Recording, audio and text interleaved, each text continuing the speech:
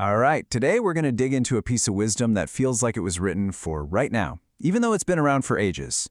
We live in this world that's all about comparison, right? Always pushing us to be bigger, to do more. Well, we're going to look at a simple poem that completely flips that idea on its head and gives us a powerful message about finding our own purpose. Let's jump in. So let's just start with this question right here. We are constantly being told to go bigger, to climb higher, to be the loudest voice in the room. You see it everywhere, especially on social media. But what if that's all wrong? What if success has nothing to do with the size of your role, but everything to do with how well you do it? And that really gets us to this first major idea, what I like to call the myth of bigness. Our culture, it's pretty obsessed with scale and status.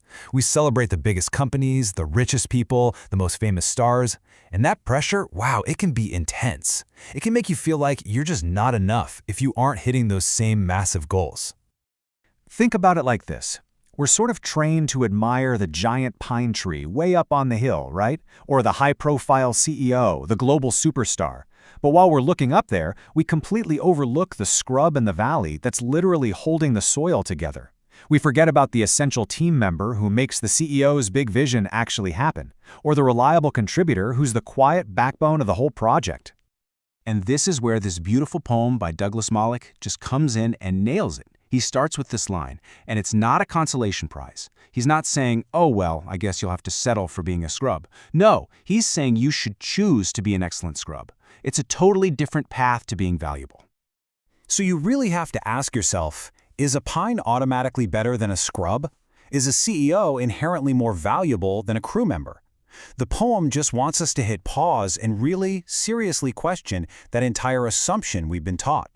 What I love is how the poem does this. It uses these really simple, powerful metaphors from nature to completely reframe how we think about our own worth. And the poet, Douglas Malloch, just keeps building on this idea in some really clever ways. Come on, how great is that line?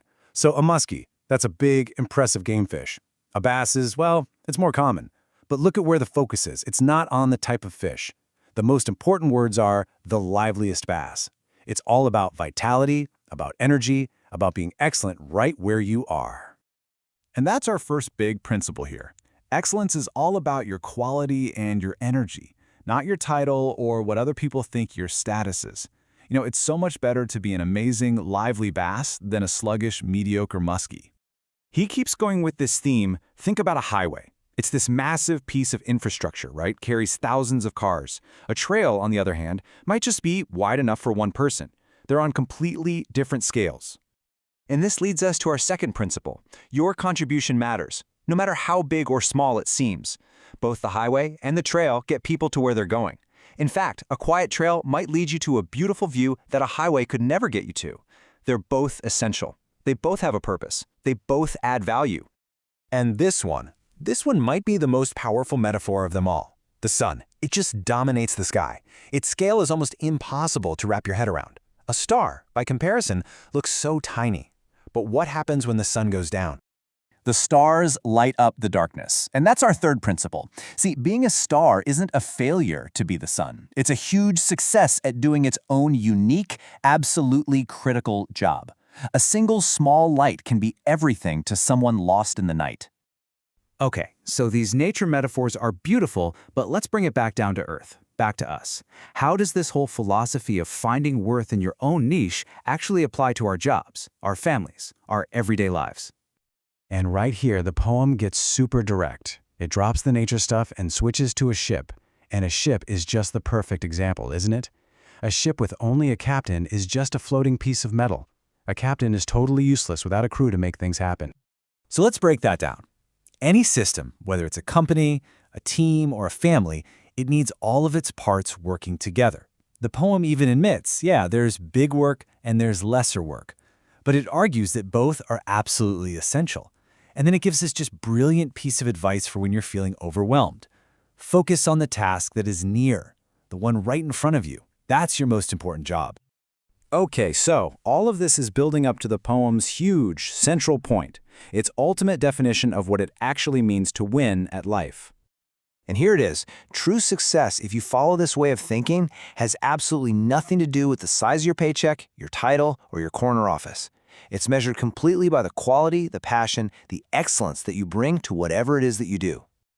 This line, this is the core of it all. It's a direct shot at that myth of bigness we talked about at the beginning. Winning and failing isn't about how big you are, it's about your commitment and your character. So what do we do with all this? How do we apply it? Well, the poem leaves us with a really simple, really powerful, and deeply personal call to action. That's it. That's the whole thing right there. Notice it doesn't say be the best. That's impossible. That's just setting yourself up for endless, stressful comparison. It says be the best of whatever you are. If you're a trail, be the absolute best trail you can be. If you're a crew member, be the best crew member on the ship. If you're a bass, be the liveliest darn bass in the entire lake. And that's really the thought I want to leave you with. Just for a moment, forget about being the pine on the hill. Forget about scrolling and comparing. Just look at the task that's right in front of you. In your work, with your family, in your community, where, right now, today, can you choose to be the best version of yourself? Because that's where you're going to find real success. Thanks for listening.